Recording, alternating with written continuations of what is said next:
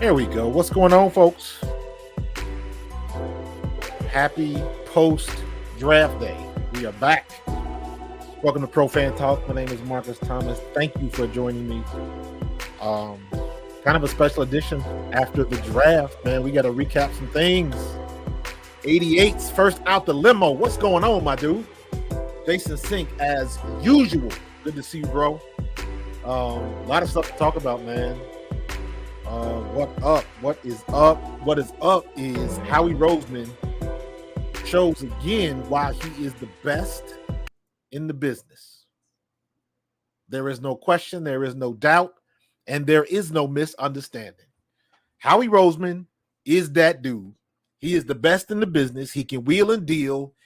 He can fall back, let some things happen the way they're supposed to happen. But at the end of the day, he's knocking it out the park, man. His batting average these last couple of drafts has been outstanding. That joker got to be batting in the 500s right now. I mean, he's killing the game. He's killing the game. Anything that can happen in our favor is happening in our favor, and that is phenomenal. Cody K, what's going on, dude? How we need a statue next to Foles and Peterson. Hey, I ain't opposed to that. I am not opposed to that. Oh, my goodness. Oh, my goodness. Let me see something here. Hold on. Hold on. I'm trying to put a message on Threads real quick.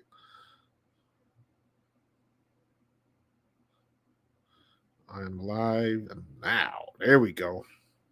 I'm just starting to use Threads more because I know TikTok is about to do something stupid. So, yeah, gotta just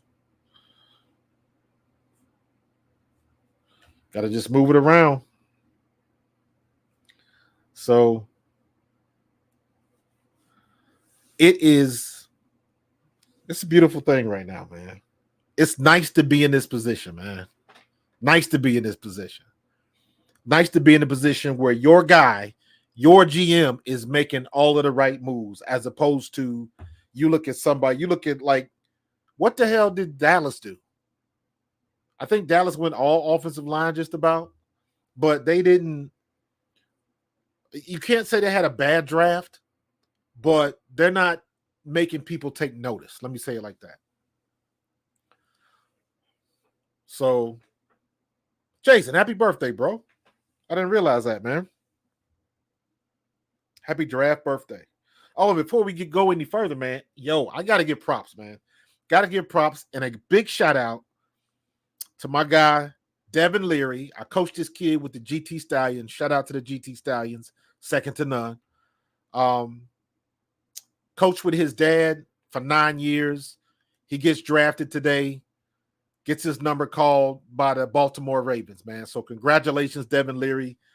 Welcome to the NFL family, bro.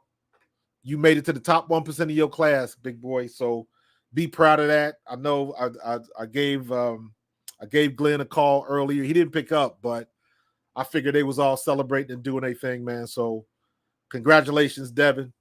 If you get this message, kid, you earned it. You put the work in. And you made it happen, bro. You made it happen. Proud of you. Proud to say I had a very small part of that success. But you went in school, had some mishaps, and things happened, and you overcame them. And that's what it's all about. And every time you got your opportunity to show and prove, that's exactly what you did. And the end result of putting in all that hard work and to put in the perseverance and or the perseverance and even to, after things don't go your way, you still battle back, you still make the most of your opportunities, and they called your name, so we will be seeing you play on Sundays, man. Congratulations, Devin Leary. So proud of that kid. So now I got to get me some Baltimore Ravens merch. He'll be down there playing with King Henry, Lamar Jackson, just to be in that type of company, man. All of the stuff that he's going to learn, but just, you know, it's an awesome feeling to see somebody that you coached, you know, where you can welcome them to the NFL family. That's a lot of fun. So I hope I get a chance to talk to Devin before he gets too busy. I know I'm going to try to get in touch with his dad. So, but just so proud of the kid. So everybody go out and buy some Devin Leary merch, get you a hat, get you a jersey or whatever. Got to represent. So, yeah, man, I'm just, you know what? It feels like one of those situations where you can sit back and it's like, I'm good. I ain't got no worries. I don't have no issues. Everything is everything. That's what I feel like right now. Like the Eagles are vacationing in Jamaica or something. It's like, be easy. Everything is cool.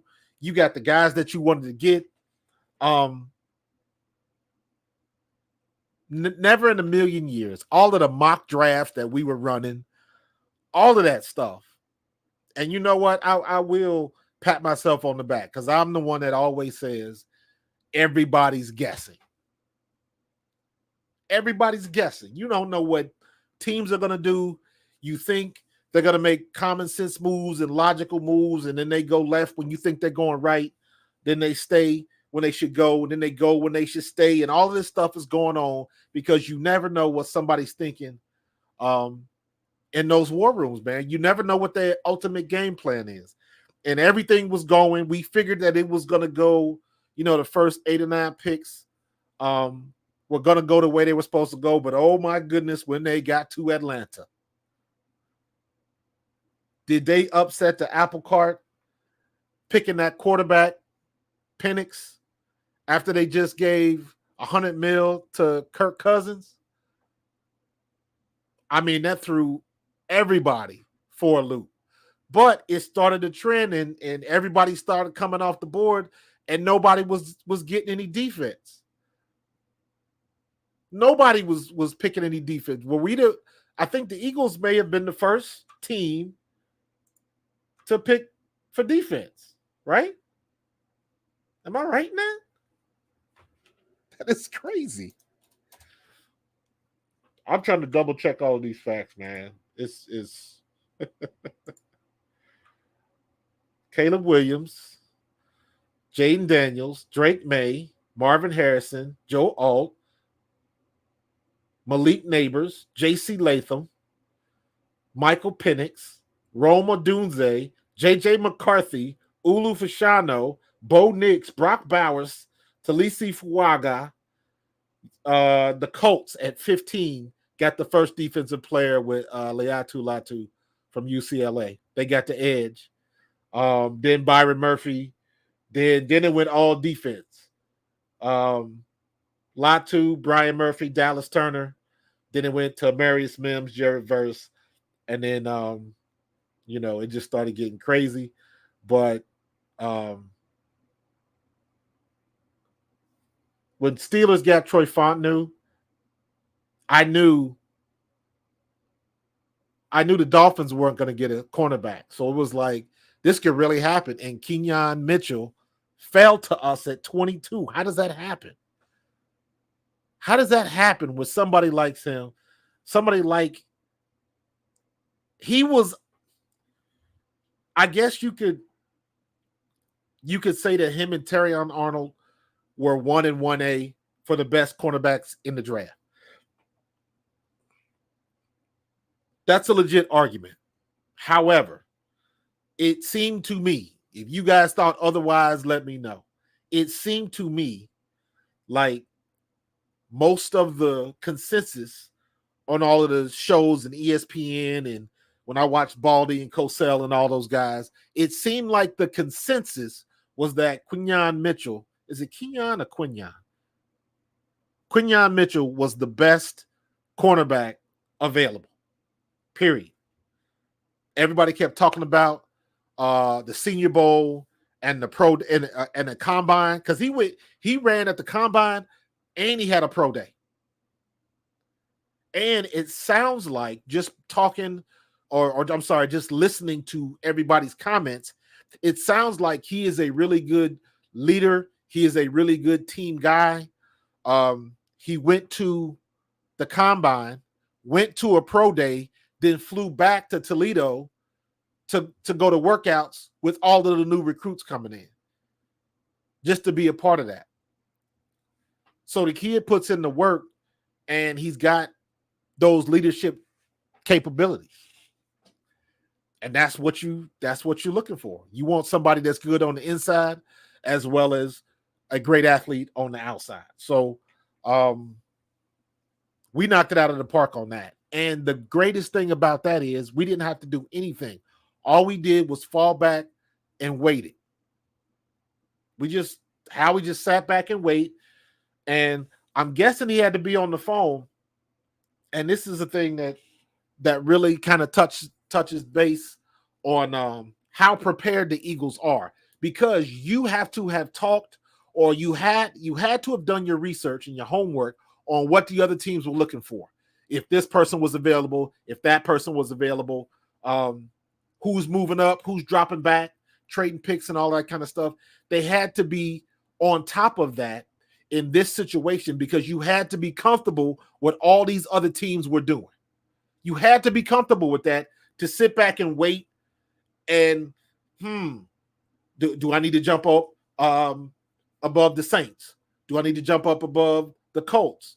Do we need to go before Seattle or Minnesota? Because you never know what anybody's going to do these days. You never know. And like I said, when Atlanta picked at number 8, that just blew everybody out the water.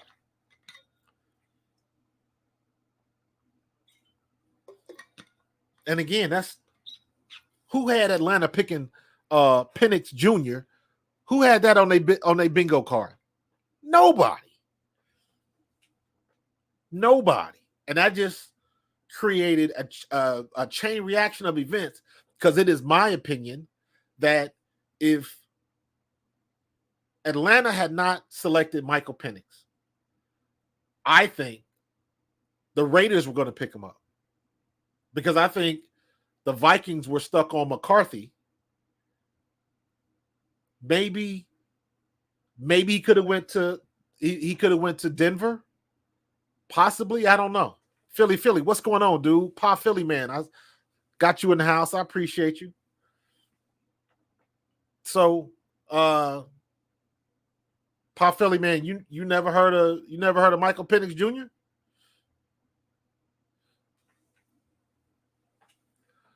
We you can't say we lucked out. You can't say we lucked out. You have to be ready to do that, because we all know, what were we talking about? What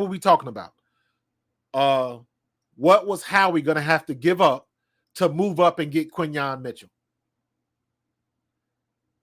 Would we be ready to give up the 22 pick and 50 or 53? One of those two picks.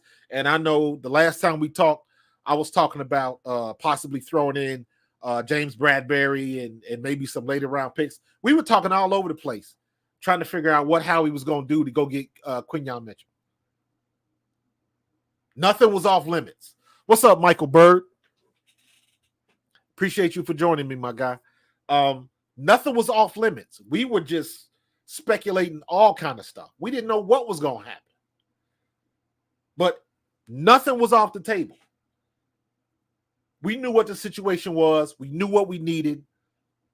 listen, it's got to be Quinyon Mitchell or Terry and Arnold. It's got to be one of those two. And if both, because again, how many mock drafts did we run? When I streamed the mock draft that I was doing, and most of those drafts, Cooper Dejean was the last top 10 player, the defense to get. Cooper Dejean was the only one available. I had one mock draft where Quinyon Mitchell dropped to 22. One. And it never happened again. It happened one time and never happened again. So for that to happen, it's just, to me, is just off the chain. It's off the chain, man. It's incredible. Texan Eagle, thank you for joining me, bro. I appreciate you. Rusty Perry, you're not late, bro. You're not late. This ain't 6 a.m. workouts, man. You're not late, bro. It's all good.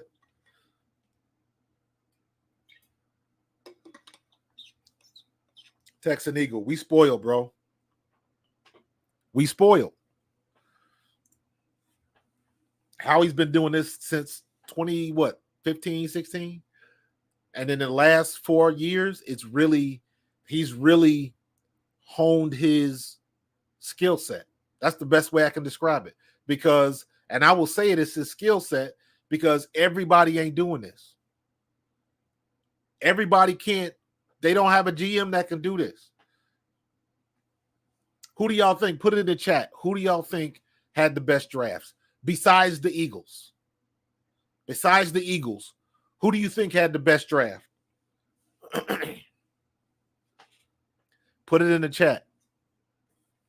If you on the Twitter space, do the same thing. If you on Facebook, do the same thing. Put it in the chat.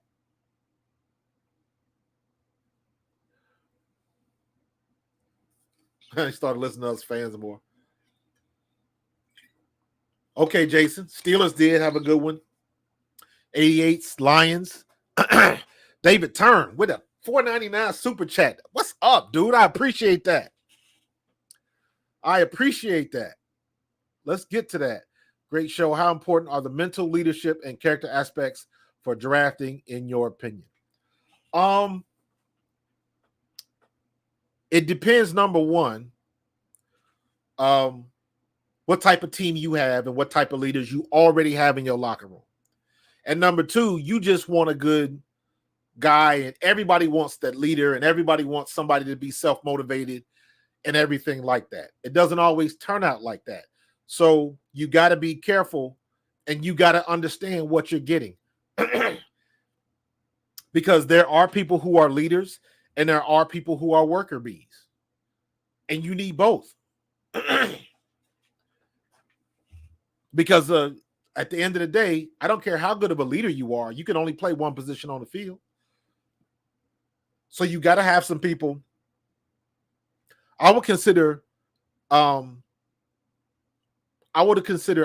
Reddick a leader, but he was not a out in front, very vocal. He wasn't that type of leader.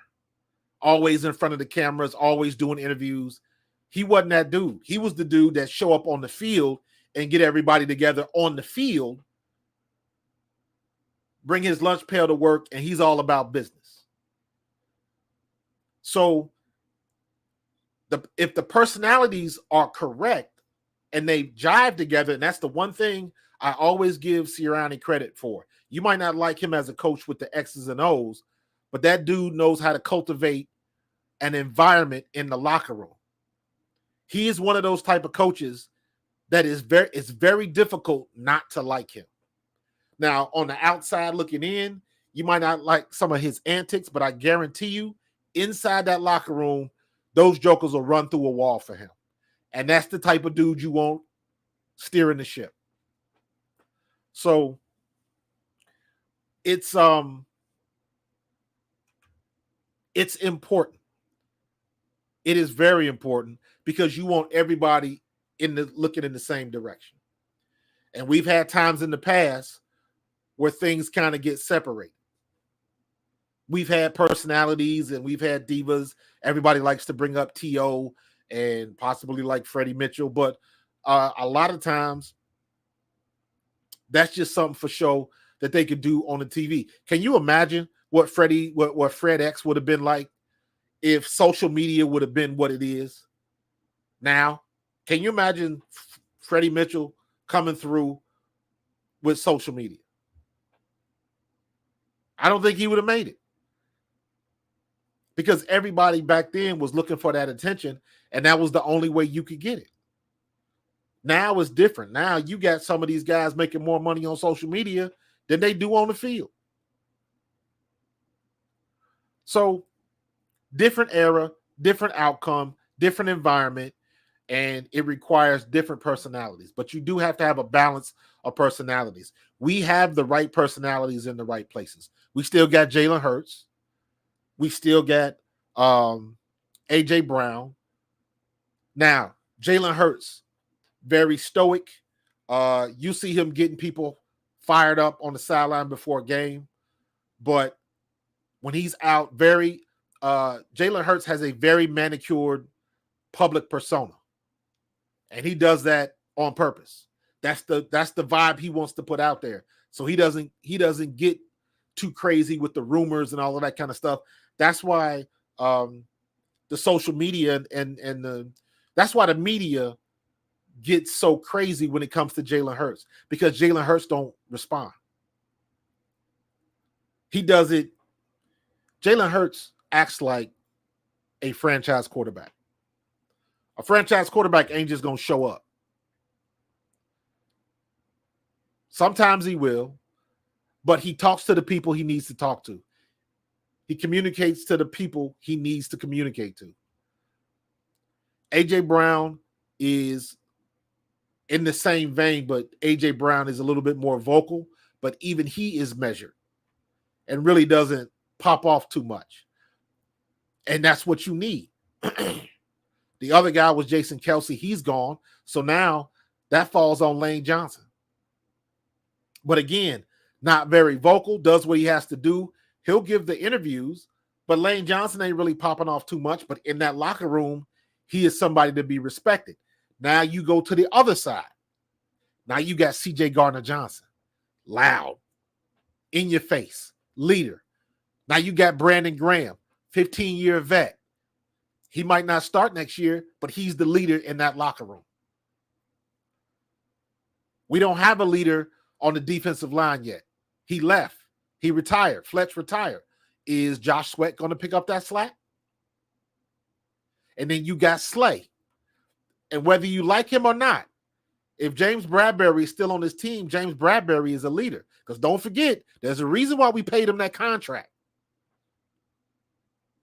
We didn't like his play last year, but there was a reason why we paid him that money. Hopefully Vic Fangio can help bring that back. It's my opinion that I think Bradbury's going to have a good year in 24. So, David, I think I went all around the world on that, but I hope I answered your question. And again, brother, I appreciate the donation of the super chat, man. Thank you.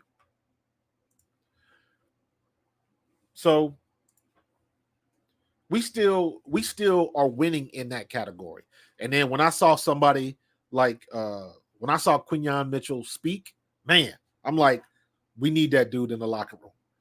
As opposed to, did you see the guy from what's the big receiver? Is it Keon Coleman from Florida State? That dude is out there. He's going to be a person. He's going to be one of those wacky personalities where you don't know what he's going to say. But do I see somebody like that leading the team? Not really. Habib 215, what's going on, man? Yeah, that's what we're talking about, man. The question was, who do you think, who besides the Eagles, who do you think had the best draft? And I'm kind of, Detroit had a good draft. Who else? Houston did okay. New York had a pretty decent draft. So Washington had a pretty good one. Steelers had a pretty good one. Hold up. I said, I swear I wasn't cating around your other YouTube stream. It's all good, man. It's all good. Let me see something real quick. Because my man David, I gotta figure out, Dave. I gotta give you I gotta give you a wrench, bro. Hold on. Bam. Stand up. All right. I hope that pops up. Had to make sure I give him his wrench for the super chat. I appreciate that, man. I can't state that enough. Yo, Michael Bird, Rams, absolutely. Texan Eagle, I'm with you, Commanders. I'm not worried about their quarterback just yet, but rest assured, he's going to be a problem. That is Jalen Hurts, except 3 inches taller. So, but you know how that can go. We'll see. It all sounds good in theory, and it all sounds good on paper, but you still got to have the right coaches at the right spot. So, you know, we'll wait to see. But we got some good guys in the house. Jalix, listen, Habib, I'm not afraid to admit it. When they announced that pick, I didn't know who the hell he was. I had to look it up. I was sending text to my guy, Ian Cummings from Pro Fan Network. Oh, I'm sorry, Pro Football Network. He's a draft analyst. I was looking, I sent a text to Barrett Brooks. Barrett Brooks was on the air, and he even admitted he had never watched any tape on him, didn't know the guy's name, didn't know anything about him. And I was the same way. I was like, who? But very quickly, my guy, Ian Cummings, got back to me and said that a lot of people had him ranked high. This guy comes from a 1AA school. Shout out to the 1AA schools. And had a really good Senior Bowl and really turned some heads out there. And they had him ranked 87th. Let me make sure of that.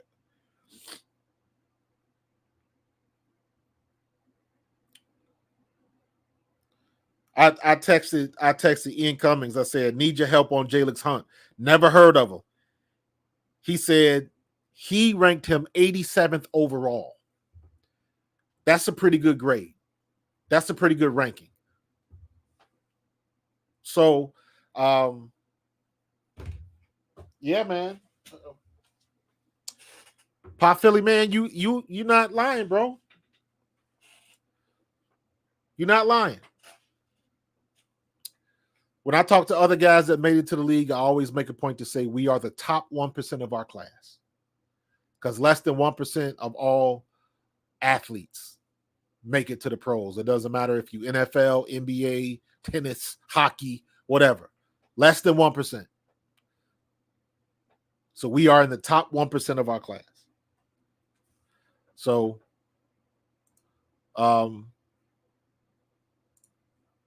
you just got to take advantage of the opportunity. And it's, we born in the wrong era because, we didn't make much money as undrafted free agents. But these guys now, your rookie minimum is $780,000. And I'm like, woof, good Lord. So, our special teams, it's funny you say that. Because out of all the trouble we had last year, at the end of 2022, I wanted the special teams coach fired. I was like, that's the one dude that should have been gone. They kept him, and then he did a complete 180 in 23. Everybody else couldn't catch up. but the special teams was legit. So now we got what's his name? Let me see. We got Shipley. That's a good returner. Anaya Smith is a good returner. And Cooper Dejean is a great returner. So yeah, Bow. We are going to our special teams is going to be lit for sure. So every situation that we had 2 years ago with our returns was just scary. And then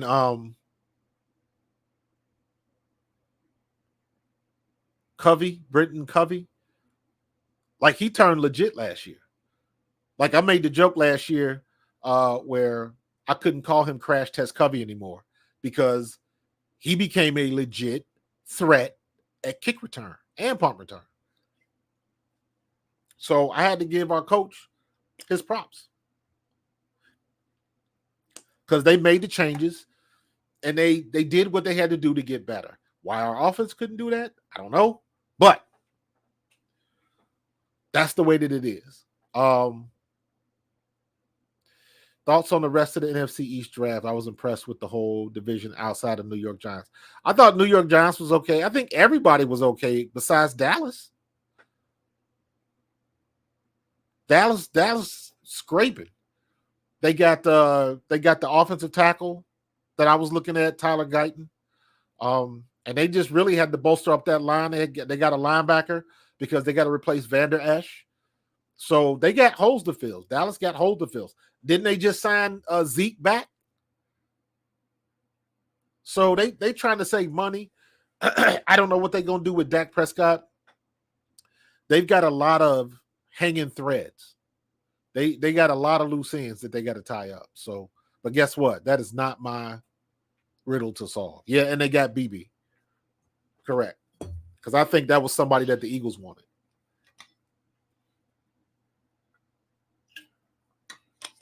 So thanks for the question, Gooby. I appreciate that, bro. First time I seen you here. Don't be a stranger, dude. But the Bears had a good draft. Definitely had a good draft. Bears are gonna be pretty good, man. All Caleb Williams has to do is be decent. He don't even have to be good yet. And I think he is good, but he just has to be decent. They got all of the weapons. Yeah, man. Everybody want to win, but everybody can't win. So, hey, Bow, hey, let me say this, man. When I saw people, you had people from Australia. I knew they were going to have people from Germany.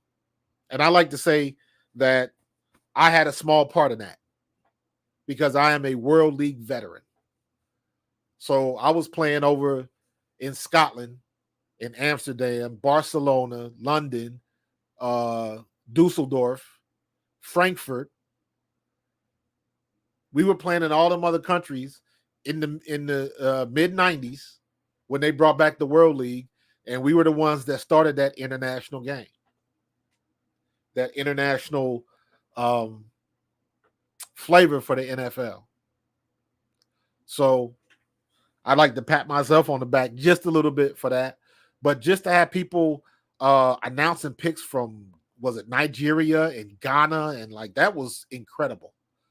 That was incredible. They are always going to have people in Germany to announce picks. Because let me tell you, if you ever get an opportunity to go to Germany to watch an NFL game, do it. Germany is off the chain. It is a lot of fun. It is a lot of places to go. They are very accepting of the American culture over there. They still, because there's a lot of military stuff over there. So it's a very fun place to go. They know how to party. They know how to drink. You got the Autobahn over there, all of that kind of stuff. It is a great place for football. That was the place when we were in the World League back in the 90s. That was the team you wanted to get picked for, was Frankfurt Galaxy, because Frankfurt was averaging like 25, 30 a game. 30,000 people. They knew how to throw the party. I say this all the time as a gamer. When you walk, it was the old Olympic Stadium in Frankfurt, Germany. And they had Gran Turismo on the Jumbotron. And that was one of the things they would do at halftime. They would pick two people out of the crowd. They would race on Gran Turismo, and the winner would get a prize or something. And I thought that was the coolest thing because I'm a gamer. And now they got the game on the Jumbotron. I thought that was the coolest thing in the world, man. They know how to throw a party.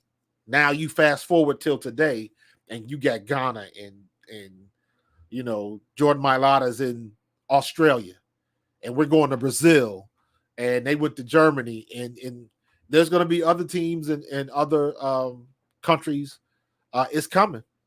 I'm telling you right now, the NFL has a plan to go global like the NBA did. They are planning on that. And here's another secret. It's not going to be in normal American football. Flag football is going to do it. The reason why flag football is going to do it is because you have men and women's team, and there's already international flag football teams that are taking off. It's finally catching up in the States. They're going to have flag football scholarship programs in college now. The NFL is actively looking at that at a way to grow. The NFL wants to have flag football as an Olympic sport in 10 years. That's what they want to do. That's their goal. And if they do that, to have American football as an Olympic sport, then they've succeeded in going global. So it's coming. So, Yoss 22, man. I haven't seen your name before, but I appreciate you being here, man. Don't be a stranger, bro. But what Howie did for next year, off the chain. Off the chain. What we are set up for next year. You 100%, man. 100%, y'all. It's incredible. The way Howie masterfully, he's the Wizard of Philadelphia, dude.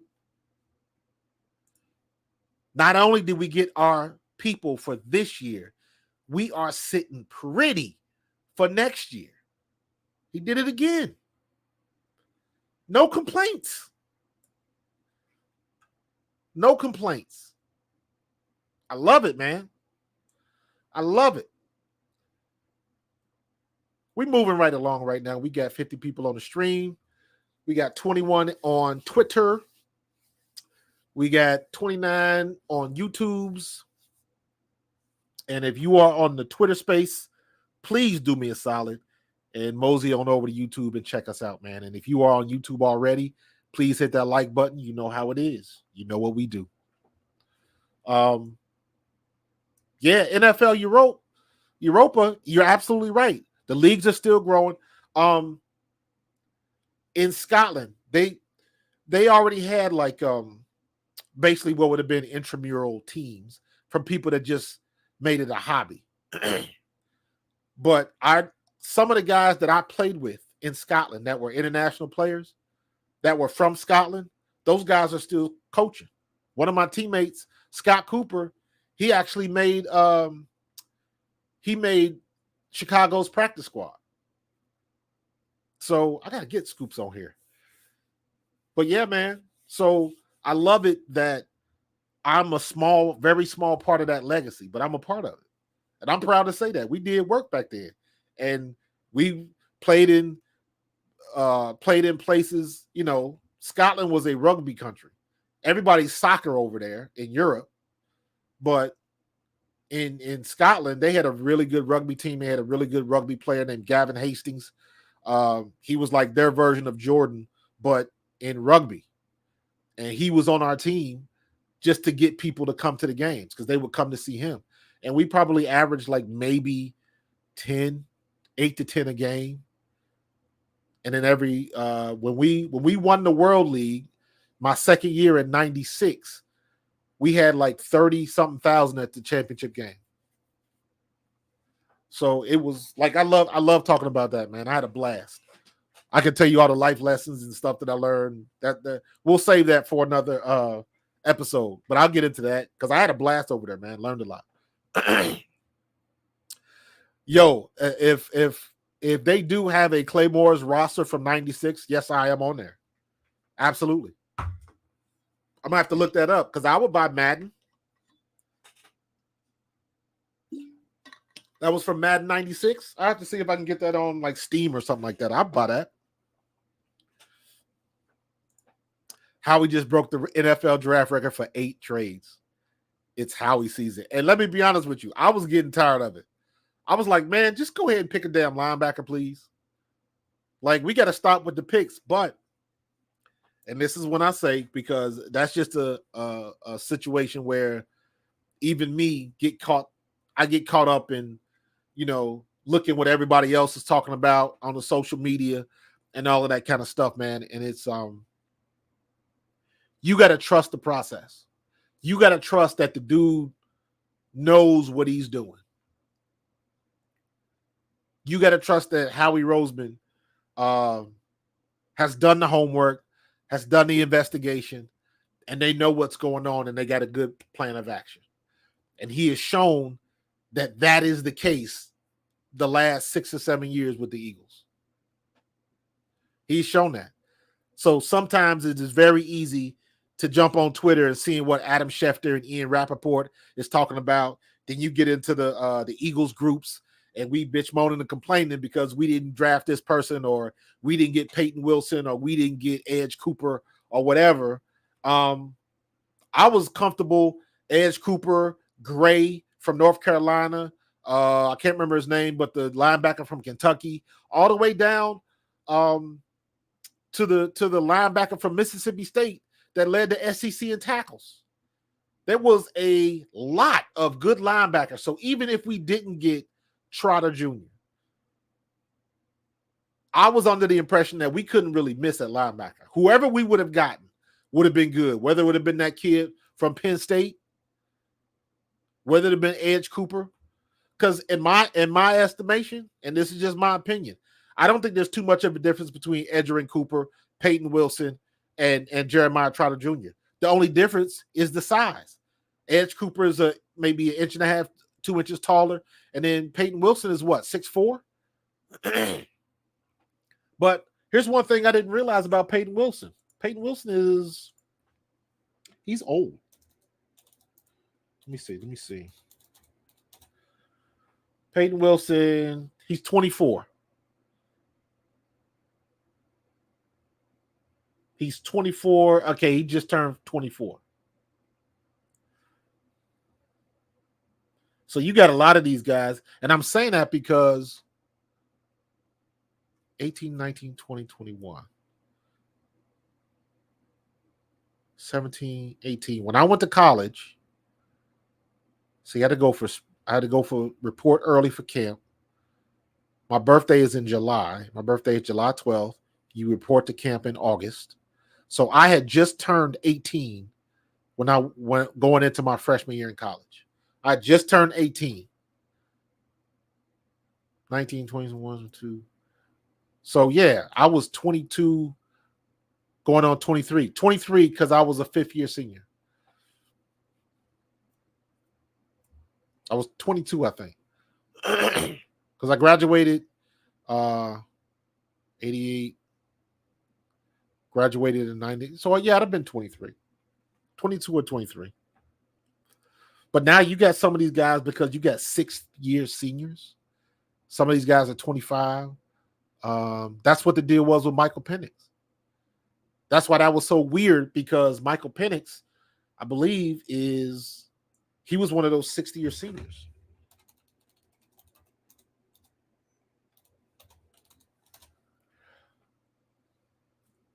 No, he's good. He's only 23.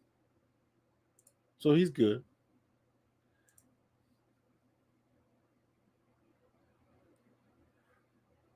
He's 23, yeah. So but you got to think, you got to keep that stuff in mind. Because I think what's happening now is, I think now we're going to see a lot more players, if you are top players, come out early. Because what happens when you play 2-3 years in the league, you finally vetted, and you still 24, 25 years old. Look at CJ Gardner-Johnson. He's 26.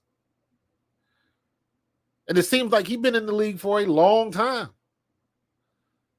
But you think of the way these contracts are going, and they're going to be, like you look at the situation with Haason Reddick, you want to be on the underside of 30 when you're trying to get that bag, when you're trying to get that good second contract. So now there is with the NIL portal and all that kind of stuff, that's the bad part of it. You could come out of college and you could be 25 years old. So, Habib, I don't know, dude. I ain't mad at him, because think about Tennessee Titans when Tennessee drafted Malik Willis, and who was that quarterback that said that it wasn't their job to mentor rookies? You look at Jordan Love with Green Bay. You look at who else drafted a quarterback and they had to wait. I mean, if you want to go back in the day, you look at San Francisco 49ers when they drafted Steve Young, and Joe Montana was still there. Steve Young had to wait a while before he got it. Thank you, Chris. Tannehill. And Tannehill wasn't that great. Yeah, Aaron Rodgers and Jordan Love. Absolutely. That's what I said. So we've got situations that have happened like that before, but it wasn't in a situation where you just gave somebody $100 million. Because let me be honest with you, they could have saved that money. They could have drafted Spencer Rattler. They could have got him down in Atlanta. They didn't have to make that pick. They should have used that pick to get a weapon. I don't understand. Unless, and this is one of those things where, once again, as fans, you got to fall back and you say, okay, I'm trusting what you're doing, because obviously there's a reason why you did that. I don't understand it. And everybody said the same thing. Everybody was like, what are they doing? So they got to, Chris, they got to trust the process, man. They got to trust it. Was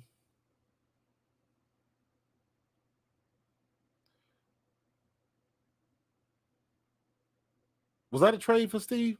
My bad. Good point. Thank you. I just remember Steve Young had to wait a couple years before he got in there, and Joe Montana really wasn't happy. That's when he left to go to Kansas City. But I'm saying all to say, stuff like that happens all the time. You just don't know what a team is thinking. I'm with you, Habib. I didn't understand it. Not at 8.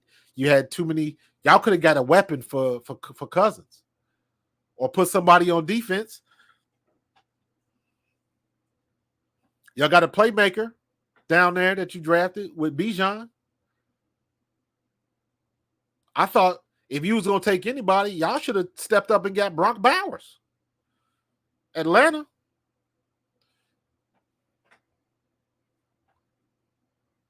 So I didn't. Don? What was the consensus down in Atlanta? What was going on the radio down in Atlanta? Yeah.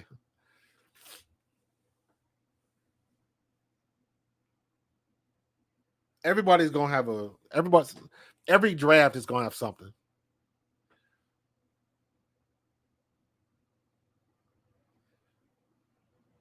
ADH, you in Atlanta too? You in ATL too? What y'all? What they wanted Justin Fields down there?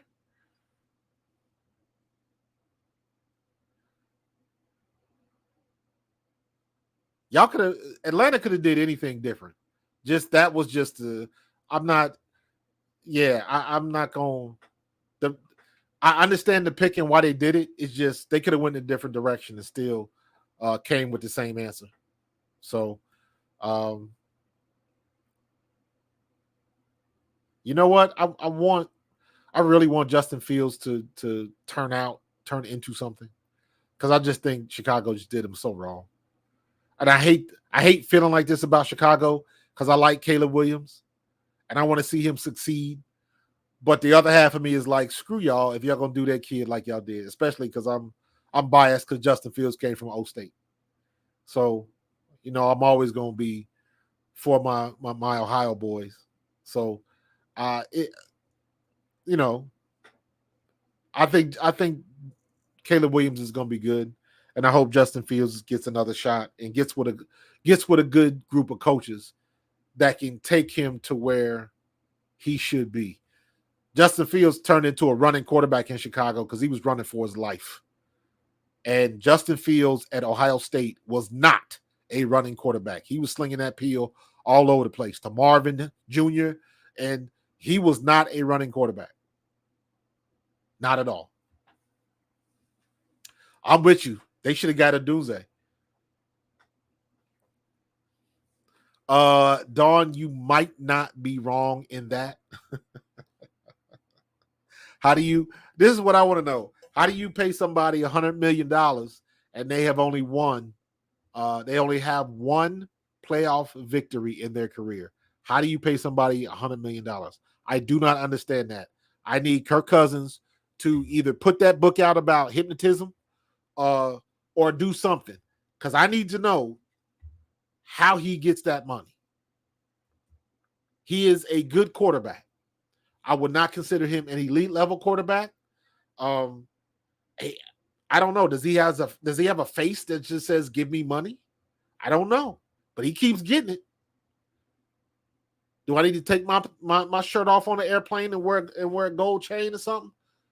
I don't know what he does, man. But Arthur Blank check. That's a good one. That's a good one. Yeah. Kirk Cousins need to write a book, how to become a millionaire.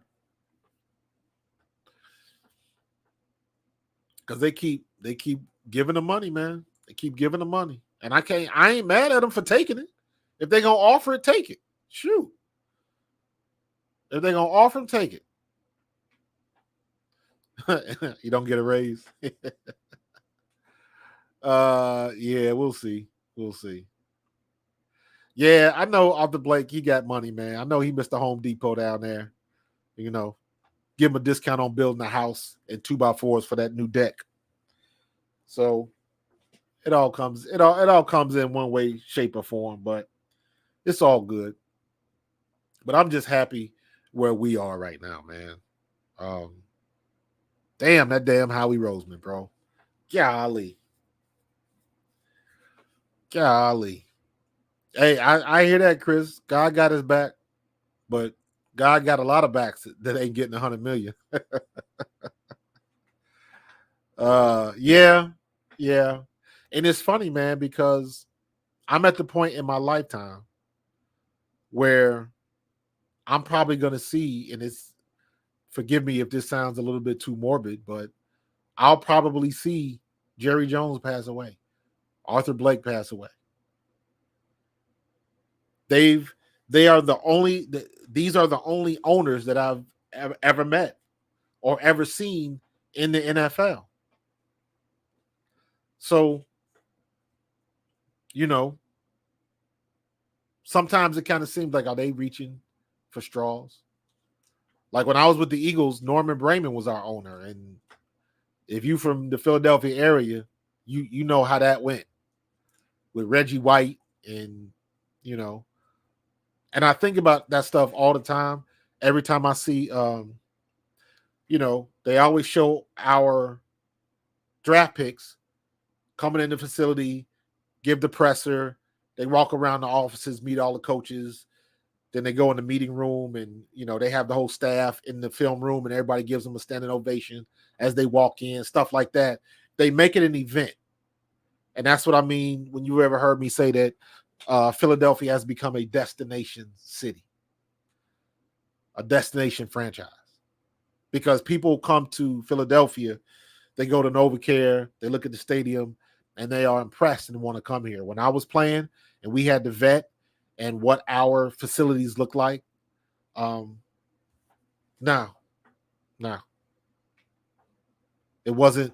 We had what was the equivalent of a high school weight room at the vet. That's what it was terrible.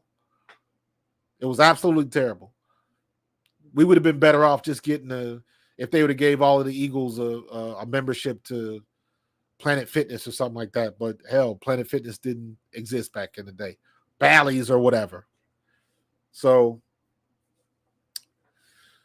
Philly, man, you were back in the day, man, at Franklin Field.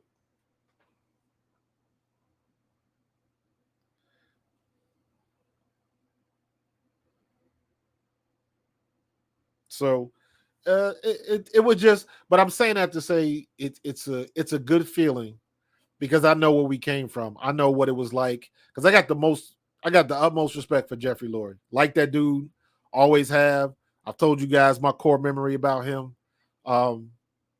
Just a good guy. And I'm talking to people that know him better than I do. Said he's a giving guy. If you need some help, you can call him and he'll try to help you out.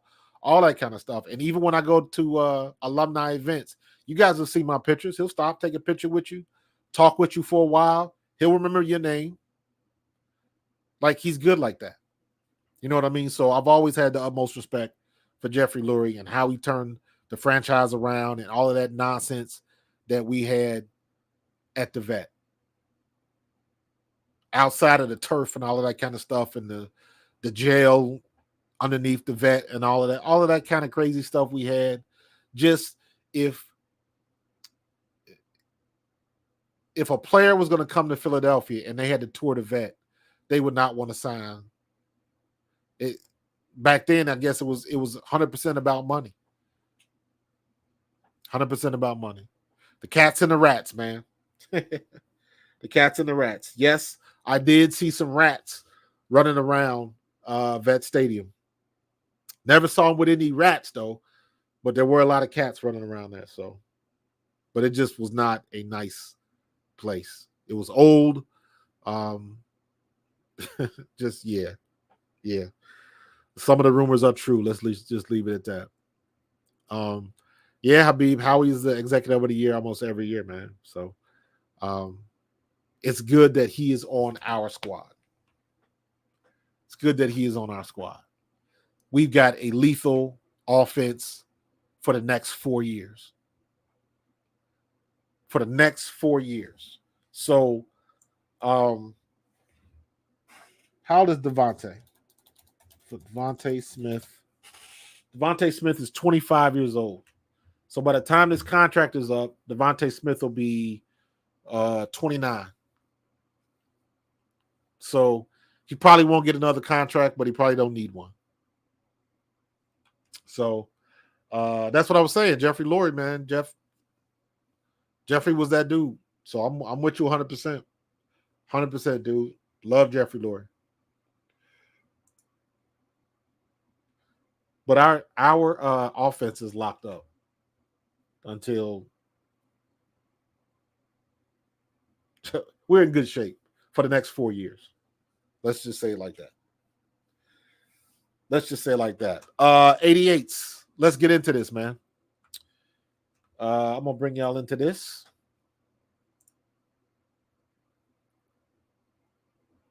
Or maybe not. Hold on.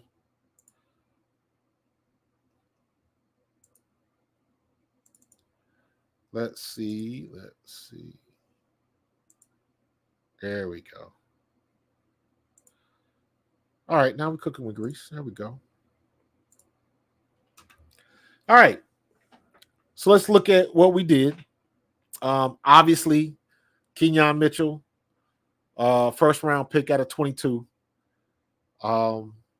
Nobody saw that coming. Nobody thought that he would be available. Nobody saw that coming. That he would still be available. That's 2 years in a row when we hadn't had a top player fall to us. Nolan Smith happened last year. So we got it. Little G, what's going on, dude? Sorry to hear that, man. Sorry to hear that, bro. Peace, power, condolences to you and your family, bro. But Quinyon Mitchell, back-to-back All-American, had an opportunity to go to a bigger school. I think Alabama was trying to get him. That's right, Jalen Carter. Correct. Thank you. Quinyon Mitchell had a chance to go to Alabama, but he passed it up so he could come back to Toledo. That goes back to what I was talking about personalities, leadership, and everything like that. That's when stuff like that comes into play. So, for him to follow us at 22 and to be arguably the best cornerback in the draft is awesome. Then you have Cooper Dejean, who is also arguably the best cornerback in the draft, depending on who you talk to. But just to be in that conversation, because you know me, when it comes to arguments like that, the answer is yes. If someone's come up to me and say, hey, who's better, Cooper Dejean or Quinyon Mitchell? My answer is yes. Whoever you think it is, because whatever homework you did to come to your conclusion is probably valid if you've done the real film work. So it could go either way. But the fact that we got two people in that conversation legitimately as the best at their position in the draft, and we got both of them. We got both of them. So what I'm thinking is that Cooper Dejean is going to come through as a safety and probably a returner. But you don't know. Is Sidney Brown still going to be out? Is he going to play opposite Keely Ringo? Is he going to play opposite Slay? Are we going to have, you already know that our nickel package is going to be off the chain. Our nickel package is going to be ridiculous. We already got two fast linebackers, right? Trot Jr. is pretty fast too. Zach Bound is also fast. So we got a fast linebacker core. We'll reserve judgment on Nakobe Dean because he's coming off that ankle injury. But Nakobe Dean was pretty quick until he got hurt. So we'll see how that works out. But our secondary is tight. We went from tatters to tight because our secondary was our biggest weakness. You could argue the linebacker, but we got torn up with injuries last year in the secondary, and that really hurt us going down the stretch. That hurt us during the year because there wasn't nobody making tackles. Yeah, Cooper, Mitchell, Brown. I'm with you. The youth movement, man. Absolutely. Blunt, what's going on with you, dude? I appreciate you, bro. Bouncing in and out. Uh-oh, did I lose my channel? Yeah, I did. Hold on. That's bro, we got a good problem to have right now. We got a good problem to have.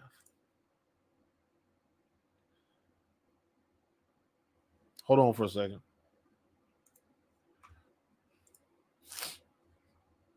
We got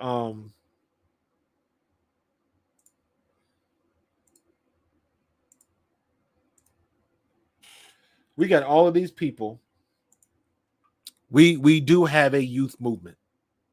Absolutely. Absolutely. 100%. We do have a youth movement, and I'm okay with that. So let's go to the biggest question mark of our draft, right? Who the hell is Jalen Hunt? Right? Everybody was scratching their head, and I was one of them. I don't remember seeing this kid's name. To me, he came out of nowhere, but I asked my people who I know watch tape and do draft analysis, and they said this kid is for real. This kid was ranked in the top 100. My guy Ian Cummings and DeBona, both from PFN, said that they had him ranked 87. And that is pretty damn good. 87 in the draft, not at his position, not with other outside linebacker / edge rushers. Overall, they had him ranked 87. So to be able to be in that number, you got to be putting something on tape. I don't care if it's 1AA. I don't care if it's Division II, HBCU. It don't matter. When you get a rank like that, you got to be putting something down on the field. Got to be. 88s, I believe that is a Fangio pick because they were reporting that Fangio was a big fan of this kid. But again, apparently, just like Quinyon Mitchell, he had a good he showed out at the Senior Bowl. Rusty, I would not call this a rebound year, bro.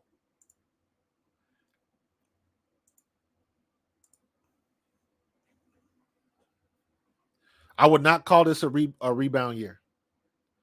I would call it a reload year, not a rebuild or anything like that.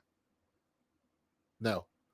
It seems like it because we got rid of all of the coaches and that whole thing. But on offense, our nucleus is pretty much intact with the exception of Jason Kelce. But Jason Kelce picked his heir apparent. So we good in that fashion. We have question marks because we don't know how Bryce Huff is going to perform. We don't know how Josh Sweat is going to perform now that Fletch is gone and Haason Reddick is gone. So the pressure, in my estimation, is on Jordan. I think Jalen Carter is going to be as advertised. I need Nolan Smith to show up on the edge. Brandon Graham is going to come through and make some plays for you when you least expect it. But I'm not expecting Brandon Graham to start. I'm expecting Brandon Graham to get no more than, 15 to 25 plays a game. But he'll be one where you just kind of forget about it, and the next thing you know, he getting a strip sack. But this is his farewell tour, so he gonna do what he do. It is what it is with him, and I'm good with that because he's still the type of leader you want in the locker room, and his motor's still running. So he's earned the right to go out like he wants to go out. But we are reloading. We are not rebuilding.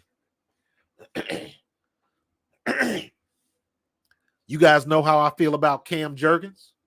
I think Cam Jurgens, Rusty, could have started last year. I think he's that good.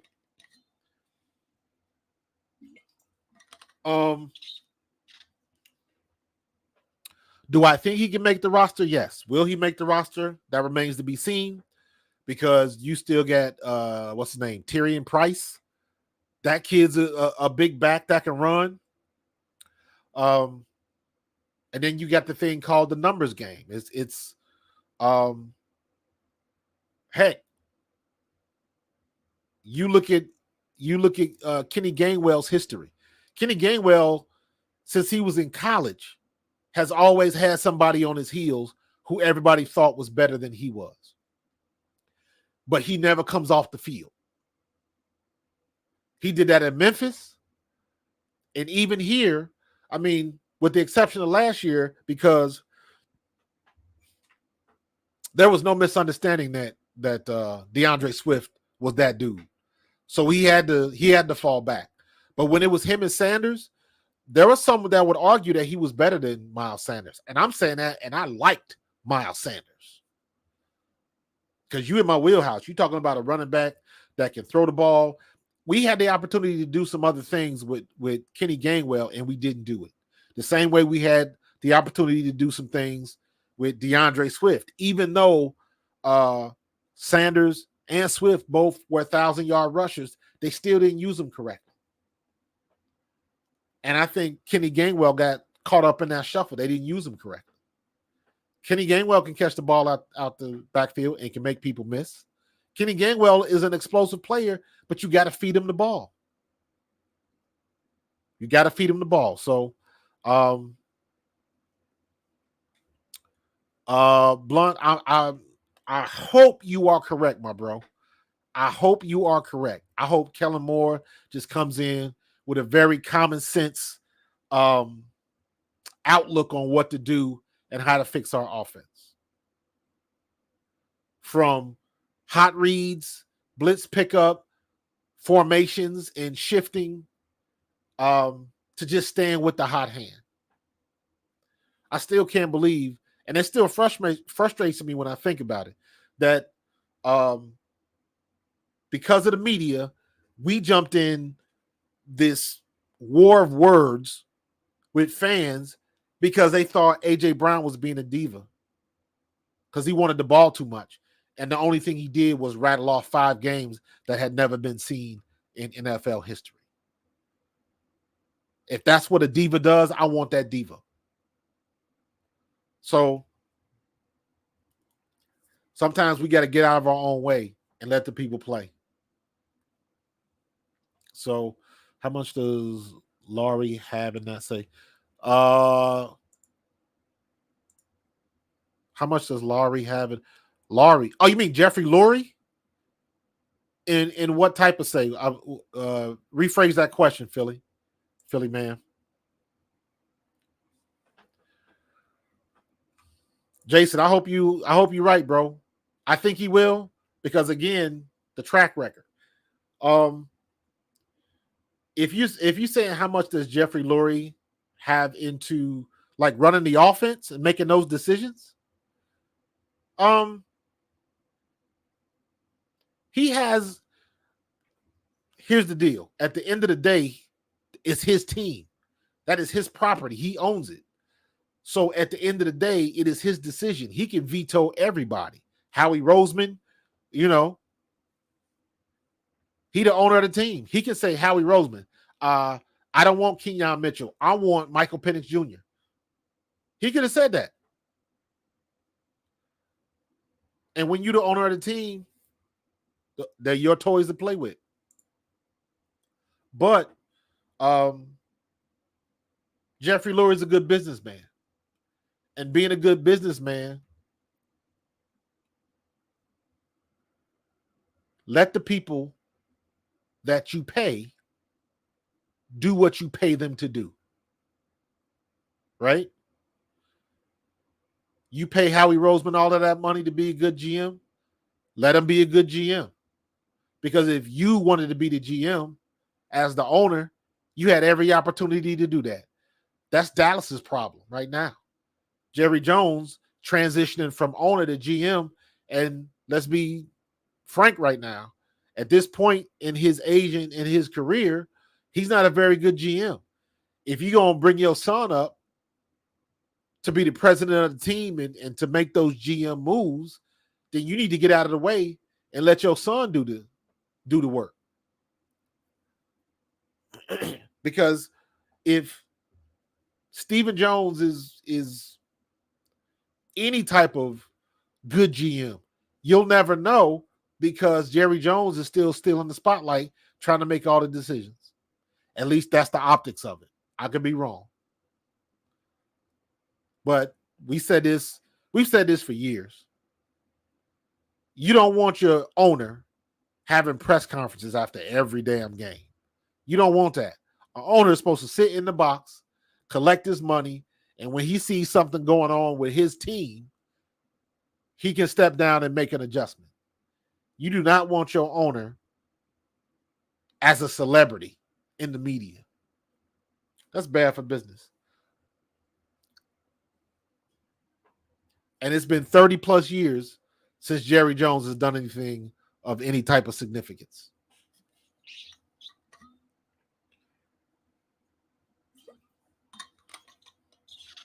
It's people that are Cowboys fans that talk all of that smack about we them boys that ain't never seen that ain't never sniffed the championship. At least I got a chance, and here's my litmus test for Cowboys fans. And I hate Dallas because I'm a Philadelphia Eagle. But I respect Dallas. I respected Tony Romo. I respect Dak Prescott. And I respect them because Dallas didn't necessarily want them.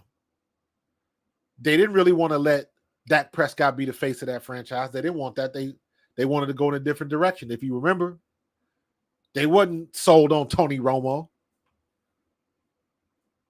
And I like it when I see people from small schools do big things. And that's what Tony Romo was. Northern Illinois. Who was Tony Romo? He just got out there and made the most of his opportunity. So, but my litmus test for Dallas fans is if you have never seen Troy Aikman, Michael Irvin, Emmitt Smith, Larry Allen, if you've never seen those guys play in person, if you never sat down and watched a live game on television or went to a live game and you saw those guys on the field, if you have never had the opportunity to do that, I don't want to hear from you as a Cowboys fan. If you are my age and you grew up and you saw Troy do what he did and win all them Super Bowls with Jimmy Johnson and Michael Irvin and Emmitt Smith, that trio, if you had an opportunity to witness that, then you can talk your talk. You got a right to talk your talk because you see it. You've seen it before. You know how good they were. That team was so good, they brought a coach in from college and he took them to the Super Bowl again. That's how good they were. So if you've seen that, you can talk your talk. But if you're one of these young Cowboys fans that all you do is drink the Kool-Aid, I ain't trying to hear from you. I ain't trying to hear from you. You have no frame of reference. All these people, here's a good example. All of these people now that hate the Patriots. Why do they hate the Patriots? Because they witnessed Tom Brady, the 6th round pick from Michigan, that looked like a grocery store stock boy in his combine picture. They witnessed Tom Brady become the greatest quarterback they had ever seen and rattle off 6 or 7 championships or however many it was. That's why people hate the Patriots. They didn't like Belichick and Deflategate and all of the cheating that they did, all of that kind of stuff. But at the end of the day, in the Super Bowls, wasn't nobody beating Tom Brady.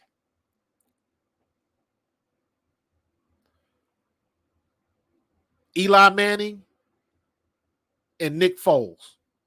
I believe those are the only 2 quarterbacks that beat him in the Super Bowl. The only time I rooted for the Patriots was when they almost, I believe that was the Eli Manning, when Eli beat him in the Super Bowl, because I wanted to see the Patriots go undefeated and I wanted to see Randy Moss get a ring.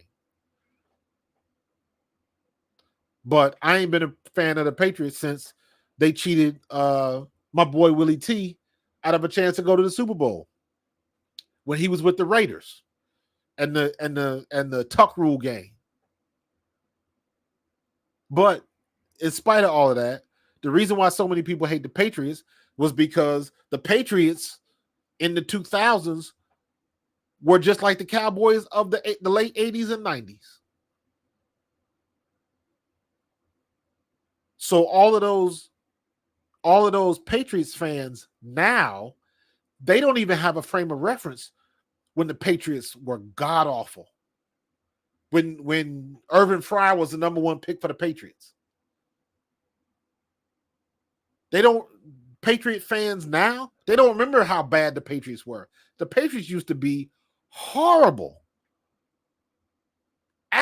god awful, and the uniforms to boot.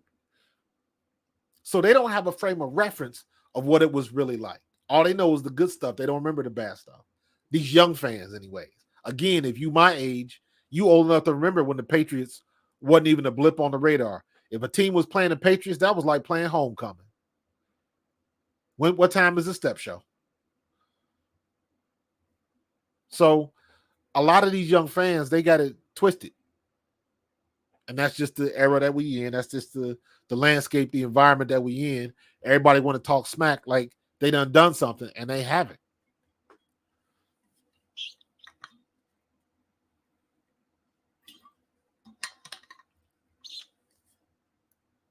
Any Redskins fans or Commanders fans?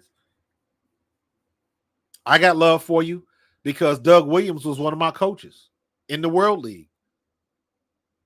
So just by that relationship, yeah, I got love for the Commanders or the Redskins. Commanders is Daniel Snyder, so that's a whole nother conversation.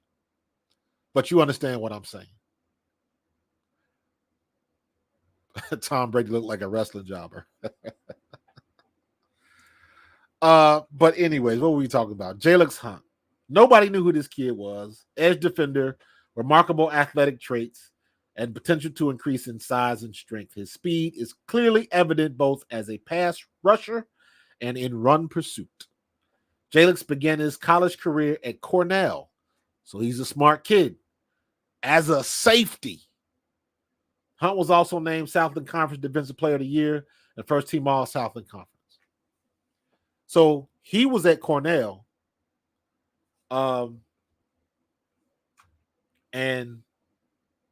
he, you don't go to Cornell, you can't be, you got something going on upstairs. You got something going on upstairs. So this kid is smart. He knows what he needs to do. Can he bulk up? Is he fast enough to be another linebacker? Is he a linebacker or an edge? How they gonna use him? I would think they would use him at an edge at 6'5", what, 2, what is he? 6'5", what? I don't say that. I don't know what he is though. Let me see. Nope. Let's find that out. What's the specs?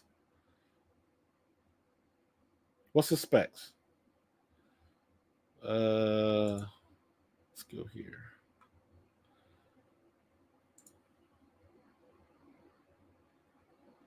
Then draft tracker, mock drafts, ways to watch. Do we skip? Can I look somebody up? Prospects. Let's go Jalix. Jalix Hunt. Like his name though.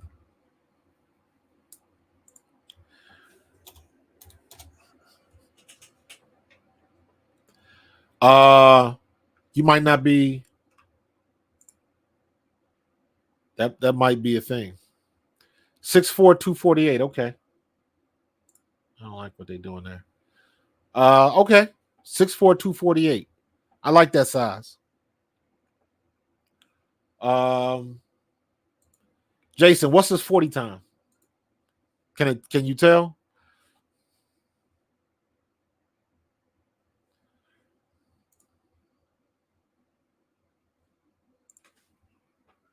Who are you looking for?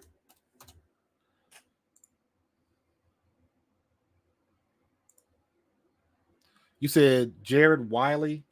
He's a receiver, right?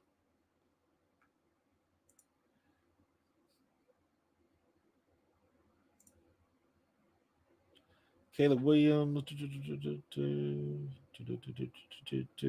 don't know. Positions, projecting team news. It used to be you just type a name in and they can tell you what happened to him. But we tight end, Jared Wiley. Let's find out. Does this have a search function? Best available teams, projections. Quarterbacks. Tight end.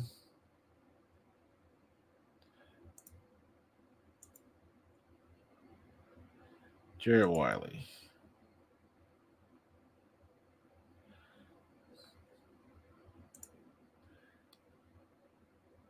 Kansas City. Woof. 6'7", 260 in Kansas City. With Xavier Worthy. Lord have mercy. Kansas City had a good draft too. We forgot to put them on the list. So yeah, he's in KC. He's in KC.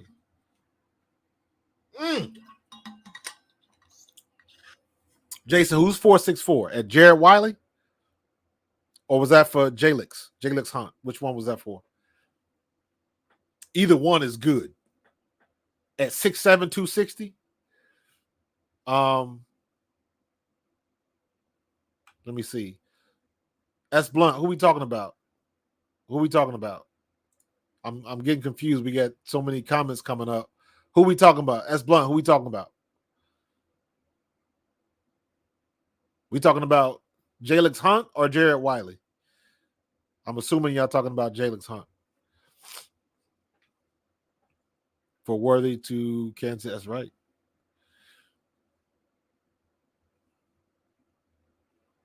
You got that long stride.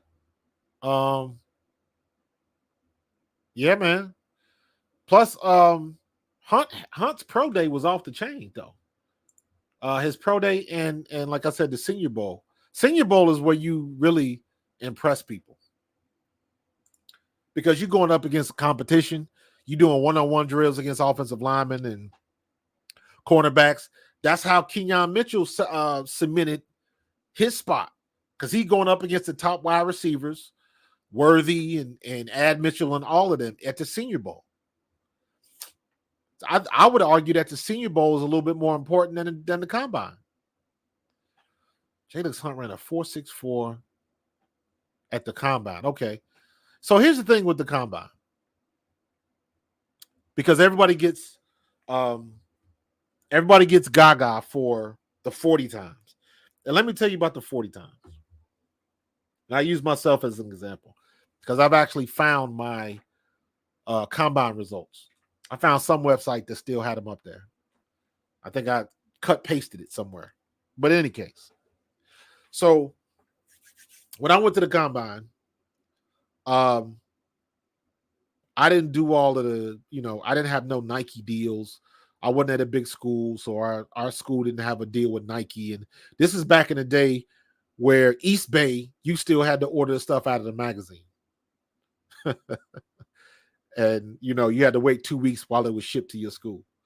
But I didn't have the real nice Nike light shoes and none of that kind of stuff. I had some regular old gym shoes that I was wearing at the 40. So I ran a 4.62 40-yard dash. If I'd have had some decent shoes and all of that kind of stuff, like all of the guys at the big schools, and it is when you go there, you have to have experience running on that turf because it's different.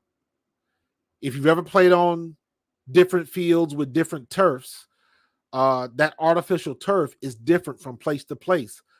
Some turfs have, we used to play this school called Austin P. Austin P, their field was worse than the vet. It was a artificial turf. It was very hard. LA Gear. LA Gear would have been better than what I had. Yeah, the turf was horrible, but you got to be used to that. And I wasn't because Eastern Kentucky, we had grass. So when you run on turf fields, if you've never run on that before, the turf there was very spongy. And I wasn't used to it. And I would have needed a week on that type of surface to really get ready for it. And it was weird. So long story short, I ran the 4.62. Then you fast forward to when I had my pro day and I had scouts come up to see me at Eastern Kentucky. And then I run a 4.42. So, okay. So how fast am I? Well, if you want to know how fast I am, look at the tape. Because that's the only thing that matters. I'm gonna have to one of these days. I know I got it on my little personal YouTube channel. But one of these days I'm gonna run some of my old college stuff just to do it. Should be fun. I know I found a mini DV tape a couple months ago, and I still got them around here somewhere. I got a lot of my games from the Eagles on mini DV. And I gotta get that transferred. And I'm gonna do that as well. I'm gonna play some of my old tapes. That should be fun. So I tell people, man, when I was at EKU, man, listen, I could tote that rock, dog. I was the truth. Yo, Philly, man, I'm still tripping off your comment with the LA gear stuff, bro. That was funny. I give you that one. That was a good one.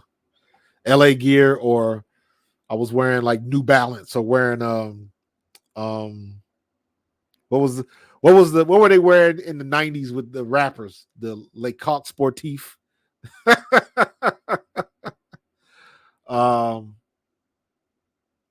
Yeah, man. That turf back in the day, that turf didn't bend, and then like the late 90s, that's when they started using the turf with they would put the rubber pellets in it. Oh, damn, not the British Knights. Heck, even the BKs would have been better than what I had, man. No doubt. I probably think I had some ponies or something goofy like that, man. Because that's what I wore in college. I wore them heavy ass ponies.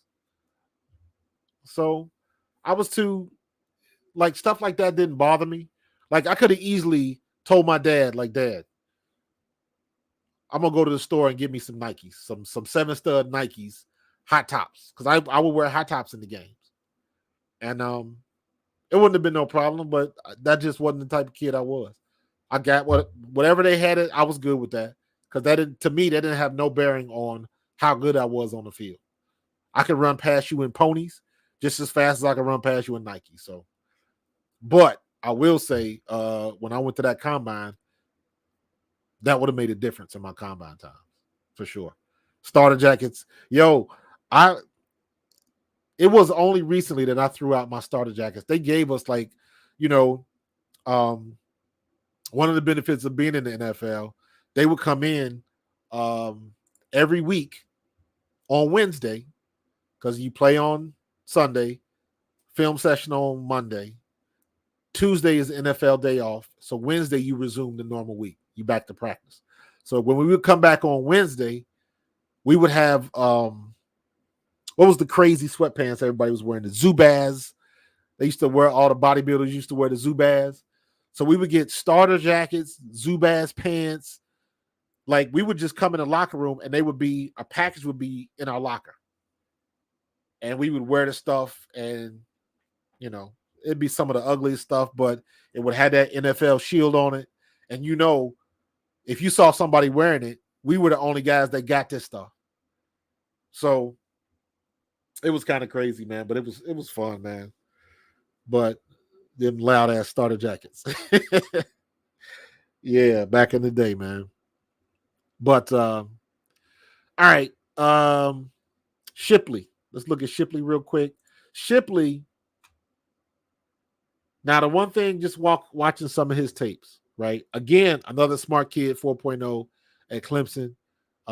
He ain't no dummy, right? But when I watched his tape, the one thing I liked about him was he is a shifty back.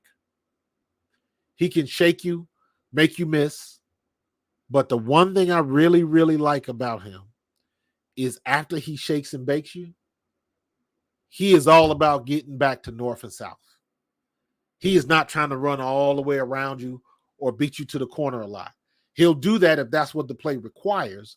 But when he's jumping around and spinning and doing his thing and juking you, he is trying to get back north and south.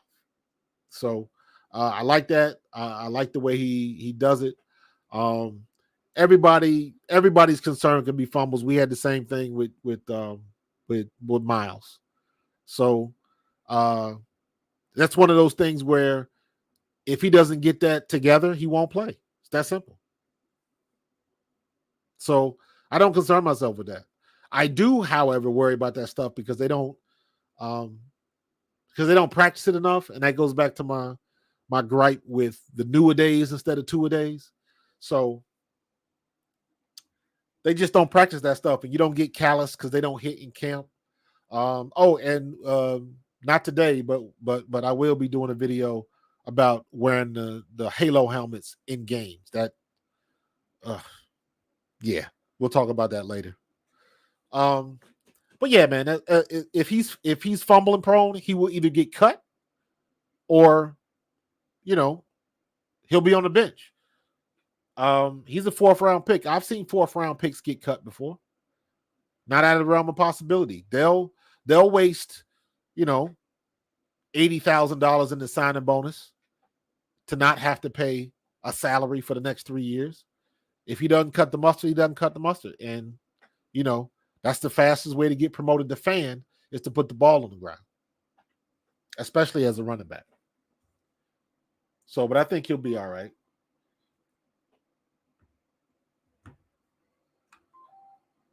Let me see. I lost my channel again. Let me see.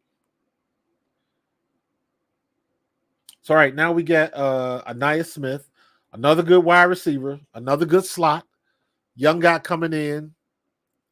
Donnell Pumphrey. I don't know. We got a lot of slots. So that's going to be a real competition to see who's going to come out on top and how Kellen Moore is going to use them. So we'll see. Shipley should be a kick returner to start his career. Listen, you got Covey back there. You got Cooper Dejean, that was a good returner. You got Shipley and Anaya Smith. And we got to see what this new kickoff return is going to look like. So, in my estimation, what I think is going to happen, this new kickoff return is going to benefit guys with that blazing speed, because all you got to do is make 1 or 2 people miss, and it's a wrap. You gone. You out of there. So it'll be interesting to see what this thing looks like. Of course, we got our guy Jeremiah Trotter Jr. I think that was a good pick. Howie was putting pieces together for next year's draft. All of them picks he was trading, he was getting everything lined up for next year. So props to him for that. Yes, I would have rather had Edge Cooper or Colson or Gray, or heck, even Watkins from is it Watkins or Watson from Nathaniel Watson from Mississippi State. That's the guy that led the SEC in tackles and tied for the lead in sacks. But Jeremiah Trotter is a good linebacker. He's a good linebacker. Now people can, I saw some people already knee-jerk reacting to, we drafted him because of his name, because of his dad and all that kind of stuff. And that's not necessarily untrue. You ain't wrong about that. However, he's a legitimate linebacker. And I'm okay with that pick in the 5th round, because he was supposed to go early for that. He was supposed to be a day 2. A lot of the linebackers are supposed to be day 1 and day 2. Peyton Wilson and Edge Cooper was supposed to be day 1 guys. So the way this thing went, yes. Thank you, sir.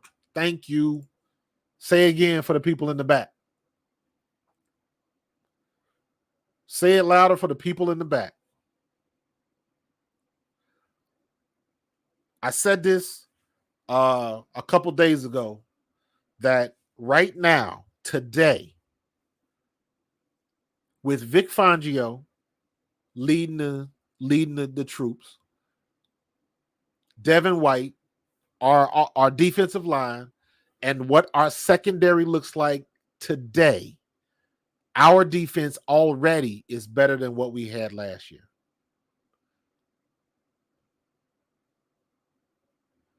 Right now, sight unseen. And I keep saying this just by Sable.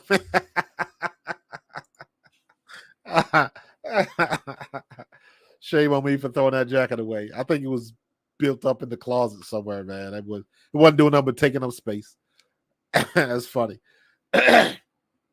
But our defense right now is better than what we had last year. Because our linebackers are better. Our secondary is healthy and better with veterans. We got a perfect mix of veterans and young guys. And most of our young guys, Sidney Brown, Reed Blankenship's not a young guy no more.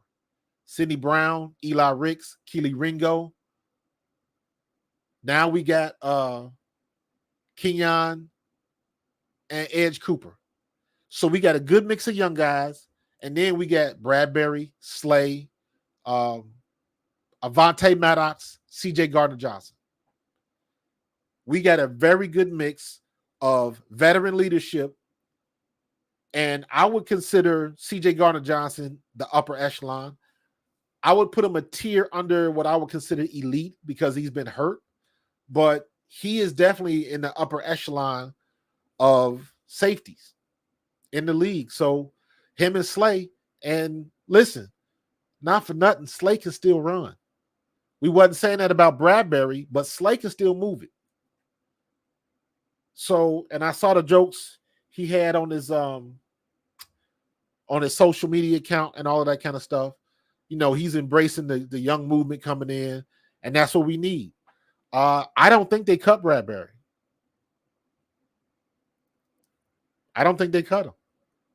Bradbury might be a solid backup, but if they do, it wouldn't surprise me because I just got a strange feeling that Bradbury is going to be a lot better with Fangio. That's just me. He played out of position last year. For as much as the Eagles hated Nnamdi Asomugha when he was here and all the money we gave him that didn't amount to nothing, Nnamdi Asomugha was playing out of, they wasn't using him right. DeMarco Murray, they didn't use him right. You got to be, he's not a Cooper Dejean type player that can move to different spots in the secondary. He played his role and he played it well. Again, that's why he got that money when he got it. Zone type, bracket type, defensive back. But if you want him to come up and play man to man, that's not his thing. And he got exposed. He got exposed. That's a scheme issue. That's whoever's running the defensive scheme not knowing your personnel, because you should know better than that.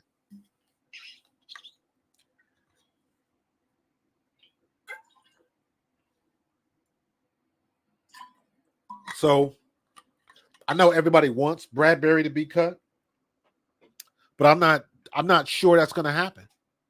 And like I said, I just think Vic Fangio will make better use of James Bradbury than Sean Desai and Matt Patricia. So, yeah. Right, Jay.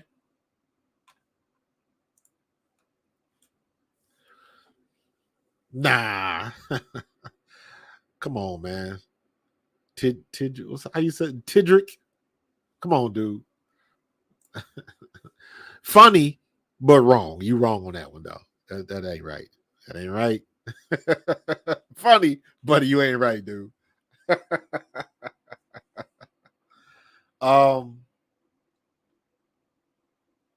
Yeah, man. I mean,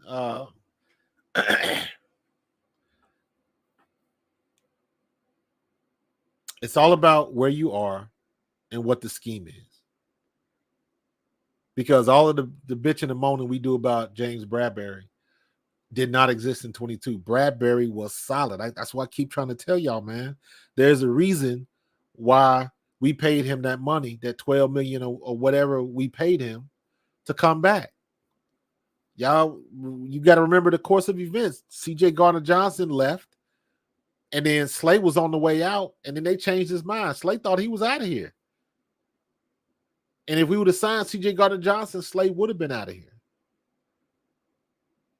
But when the floor fell through on the C.J. Gardner-Johnson's deal, Howie made some moves and secured Slay and Bradbury. And nobody expected Bradbury to be that bad last year, but with the chaos that was our defensive coaching, nobody expected that to happen. And he just, I guess, caught the brunt of it. Plus, if not for nothing else, but for a pride factor, James Bradbury doesn't want to go out like that. That's a pride thing.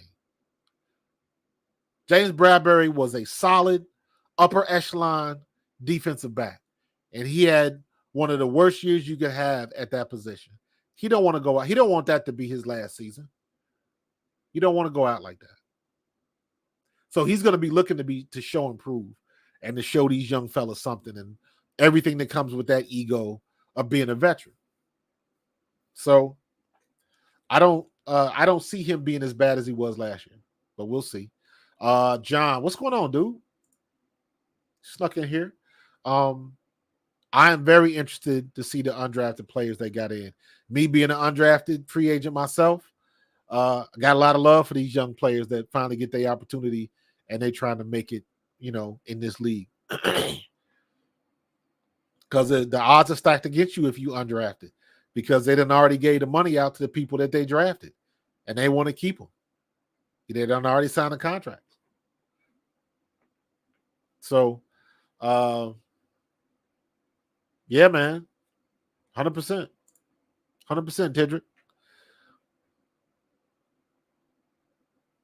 I just think it's not like he didn't have a desire to play. I used to joke last year to say he looked like he running in oatmeal, but yeah, Jason Sink said it earlier. He's his own corner, and you got him in man coverages and all of that kind of stuff. That situation in Seattle, when you see him getting lit up like that, you didn't have to wait till the last part of the game to understand what was going on with him. You could have made a move. You could have switched. You could have put Eli Ricks over there and it'd have been better. It couldn't have been no worse. Those are the situations that a coach has to make. That's when the coach has to step in. And again, you got to know your personnel and know when it's time to make a move. So, and they just didn't do it to our detriment. We shouldn't have lost that game in Seattle, but it is what it is. Yeah, they signed international players. I like the international flavor they're getting. Listen, this is just like basketball. Some of these international players, every year they get better. Every year they get better. And now they're getting scholarships to the schools over here. And that's the way it's happening. At first, it started just with the kickers. Sebastian Janikowski, from playing soccer and rugby over in Europe. Yeah, you can come over here and kick a ball 70 yards in the air. We'll sign you. Highest drafted kicker in NFL history. I remember when what's his name? Chucky. When they drafted him with the Raiders, and he was hot. He was hot. There was a Canadian football player, somebody from BC. I don't know if he played in the CFL, but he went to college in British Columbia. I remember seeing that. So, shout out to the CFL, man. I used to play for the Ticats back in the day. But I think he was the only one. So, it's yeah, man. You got Trot, you got Keegan, Johnny Wilson. This kid 6'6". I want to see what this kid can do. The last time we had somebody that big, we had Mohamed Sanu, and we never used him. We got him. I think he got cut from Cincinnati. He was in camp with us, and he stood up like a sore thumb. He stood out like the damn sore thumb to be that big. And I'm like, listen, you throw that kid a jump ball, you give him one job. If we in the red zone, you catching either a back shoulder or you get back to the back corner of that end zone and I'm throwing a jump ball, or you run right in front of the goalpost and I need you to go up like you dunking with two hands. That's where the ball is going to be for you every time you're in the game. Get that kid one job. You got one thing to do. That's it. That's it. He ain't gonna blow by nobody. I don't think he's that fast. Yeah, Jason, 100%, bro. 100%. That's your slot receiver on third down. That's your goal line receiver, 5 yards and in, and you want to throw the ball. Or at the very worst, he's a decoy at 6'7". His wingspan has got to be just damn ridiculous.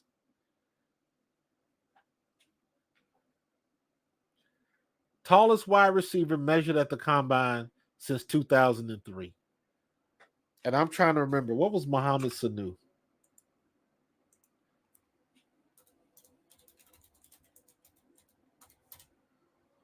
Mohamed Sanu. I didn't know he was from Jersey. Mohamed Sanu. Nah, that wasn't him, man. At 6'2", Sanu was huge. I got to be thinking of somebody else then. But I thought Sanu was a lot taller than that. I can't think of it. Put him at quarterback for the quarterback sneak. Are you crazy? They would break him in two. Break him in two.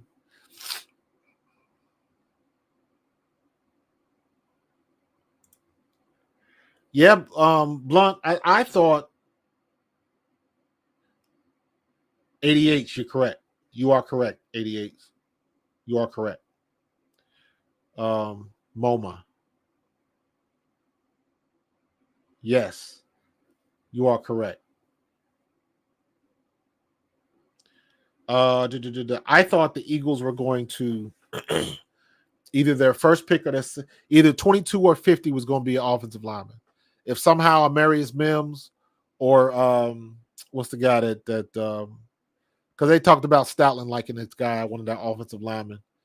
If they would have fallen to us or they would have wanted to jump up and get him, I would have understood that with that offensive tackle. The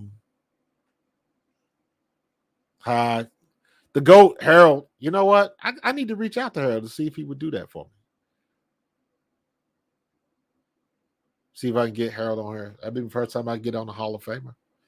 I need to get Mike Quick, see if I can get Mike Quick on here. Just to talk for a couple minutes. I got things going on, man. I got too many things in my brain, dude. We're gonna try to get some guests, for sure. So your volume quit on you? Can everybody else hear me? Carmichael is somebody that's always around the stadium, so he'll get a chance to talk to him because not for nothing else, there's not too many wide receivers his size. So you want to talk to one of the OGs, especially a Hall of Famer, that can empathize with the stuff that he's going to have to go through. I'm gonna work on Randall because I haven't talked to Randall personally in a long time. Randall is a good friend. Randall hosted me as a rookie. So my Thanksgiving and Christmas, I was at Randall's house my rookie year because I couldn't go home and I didn't know nobody up here. And they would do that. They would have the vets would host some of the rooks to come over and spend the holidays with them so they wouldn't have to be by themselves. So I was up in Mount Holly, wherever he lived in up there. And yeah, we had Thanksgiving and dinner, man, and Christmas. It was cool.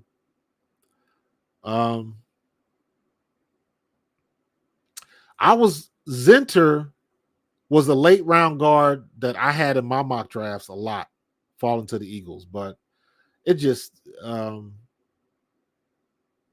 we couldn't do that. S Blunt, I like how you and Tone did the show together. Yeah, that was cool, man. That was the first time I did a simulcast. So Tone has done this producing thing for Jacob Media, man. That's why his channel is taking off, man. His channel is blowing up. I'm trying to stay with him. I'm trying to run with him, but he catching up, man. So that dude, he's off and running, man. Tone is my dude. Tone is like family now, man. So we'll have the opportunity to hook up. We're gonna definitely do that again, man. because we already talked about it, reconnecting, and doing another simulcast like that. Just doing kind of like a recap of the draft. So that will definitely happen, bro. For real. Used to drive to see Randall's house. Randall was cool, man. One of my core memories with the Eagles. My first day at camp, my first day at Westchester. Nervous as hell. Woke up early. Couldn't eat. Was so nervous I couldn't eat breakfast, but I knew I had to eat something before I went to practice, or I'd have been a mess. So I grabbed two. Back then they had the y'all remember them Gatorade protein shakes? They used to be in the paper cups, had the little foil thing you would peel off. I got two, one vanilla, one chocolate, and I got two of the Gatorade energy bars, whatever they were, because that's the only thing I could get. Pa Philly man, Barrett Brooks has been on with me like 3 times already. He'll be on again for sure. For sure. Me, Barrett, and Tone, we kind of rotate.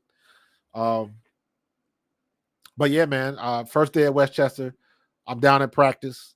And who am I warming up with? My first day on the field, Randall Cunningham. And it was early in the morning. There was dew on the grass. My hands were wet, so the first pass he threw slipped right through my hands and damn near broke my nose. So there you have it. So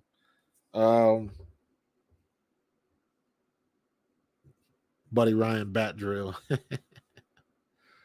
So thank you, David. Me and Tone had a good time, man. Like I said, we're definitely gonna do that again. So yeah, we got some things going down, man. And I'm trying to get it together. So we're gonna make it happen, man. But we rocking about 2 hours now, so I'm gonna go ahead and bow on out because I gotta get up again. I might end up sleeping through this because I know I'm supposed to be on again at 1 a.m. this morning. My nephew has got a game in Australia. He plays in the NBL 1. He plays for Goldfields. His name is Randy Bell. So I stream all of his games while he's playing. So I'm probably gonna take a rest, make me some coffee. I got some cold coffee in the fridge, but I'm probably gonna come back and I'll be streaming the game starting at 1 a.m. My welcome to the NFL moment.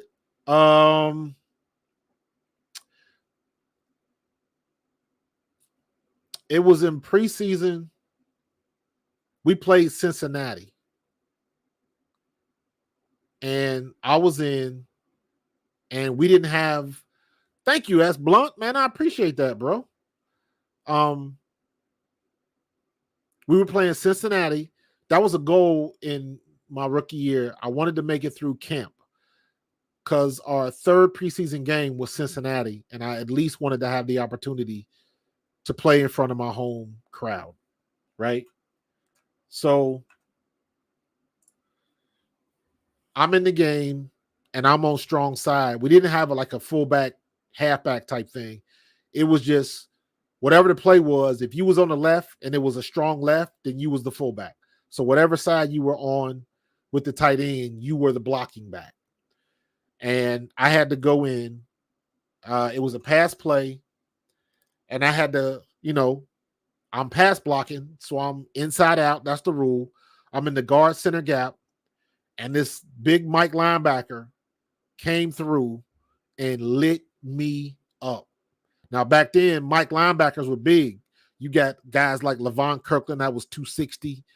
Like Mike linebackers were like 250 and up. And I'm like barely 200 pounds. And all I remember was I saw this dude coming. And all I did was I kind of went down on one knee and kind of rolled over. And he tripped over me. And just all I remember was just my head was ringing. I got the block, but man, lit me up. Nobody ever like teed off on me. And then my moment for when I kind of realized that I could play at that level was the first game we played in the Tokyo Bowl in Tokyo, the American Bowl in Tokyo. And I caught a screen pass from Casey Weldon that I ended up taking for like 45, 50 yards. I didn't score on it, but I almost did. But I took us down in the red zone. I think I got tackled at like the 15, 16-yard line. But like I took that broken play and I just took off with it. And when that happened, I was like, okay, yeah, I can do this. I can play some ball. So, Gooby, I'm not gonna argue with you, man. Commanders had a good draft. Absolutely. I think ours was still better, but yes, that's your opinion, and that's a valid point. So, but we'll see how all of this pans out. You know how it is. We get all of these hype players, and sometimes it pans out. A lot of times it doesn't. So we'll see what's going to happen, man. But I'm going to get out of here. So, Gooby, I appreciate you. Please don't be a stranger. Pop Philly man, PA Philly man, don't be a stranger. David Turn, I appreciate you, bro. 88s as usual. S. Blunt, don't be a stranger. I know you're not going to be. Jason Sink, my guy. John Malmos, I appreciate you, bro. David Turn. Did I miss anybody? Cody K was in there. Tidrick, you got to come back, dude. Make sure you come back. Tidrick, I appreciate you, man. I appreciate them jokes. Philly, Cody K. I think I got everybody. I didn't miss anybody, man. Listen, I appreciate y'all. I'm going to try to get some rest. Rusty Perry, I appreciate you, brother. I'm going to get up out of here, man. I got to get ready for this 1 a.m. stream. So if y'all up at 1 a.m. or you on the West Coast and want to tune in, I'll be rocking, man. So I'll see you guys later. We're going to have some new stuff next week and going to keep it moving, man. So good draft by the Philadelphia Eagles. Howie Roseman did it again. Go Birds. I'm out.